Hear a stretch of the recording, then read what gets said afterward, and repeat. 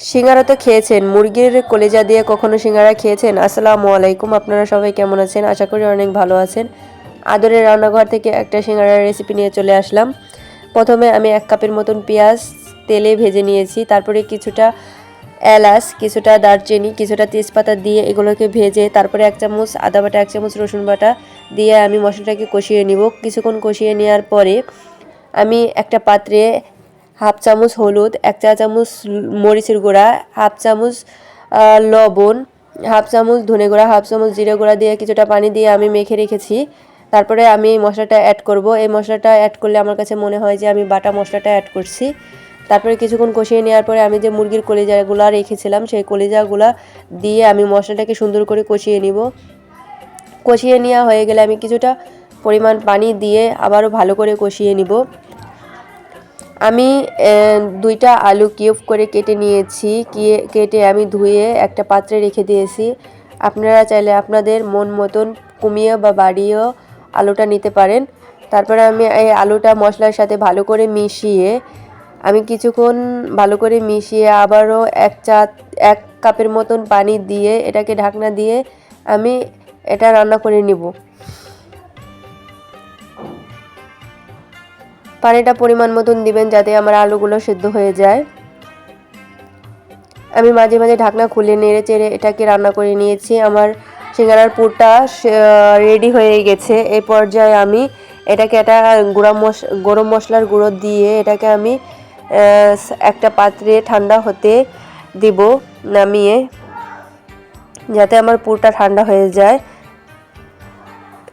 আমি আর একটা পাত্রে মেজারমেন্ট কাপের 2 কাপের মতন আটা নিয়ে নিয়েছি, 1 চা চামচ কালো জিরা, 1 চা চামচ তেল, কিছুটা লবণ দিয়ে আমি এটাকে ভালো করে মেখে একটা ডো তৈরি করে নিব।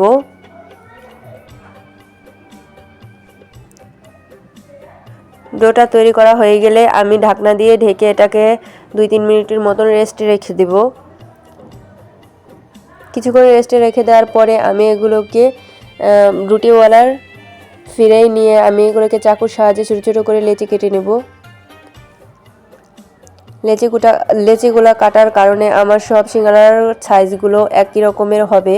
তারপরে আমি একটু লম্বালম্বি করে বেলে মাঝ বরাবর চাকুর সাহায্যে এগুলোকে কেটে নিব। আমি সবগুলো একসাথেই কেটে নিচ্ছি, কারণ পরে আমি খালি সিঙ্গারাগুলো পুর ভরবো।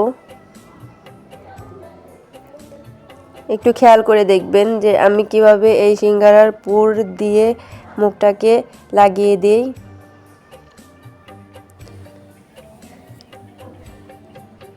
কিছুটা পানি রাখবেন কাছে, পানিটা দিয়ে রুটির উপরে লাগিয়ে তারপরে এই পিঠ ও পিঠের সাথে চেপে চেপে লাগিয়ে দিবেন, তাহলে দেখা যাবে যে ভাজার সময় খুলবে না।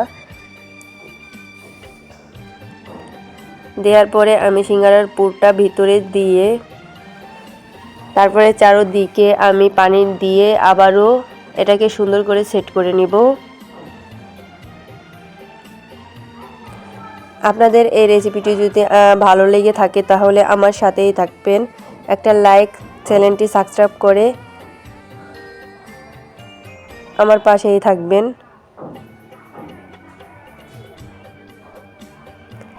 সুন্দর করে আমার সব সিঙ্গারাগুলো বানিয়ে নেওয়া হয়ে গেছে। আমি এখন একটা কড়াইতে তেল বসিয়ে গরম করে নিয়েছি।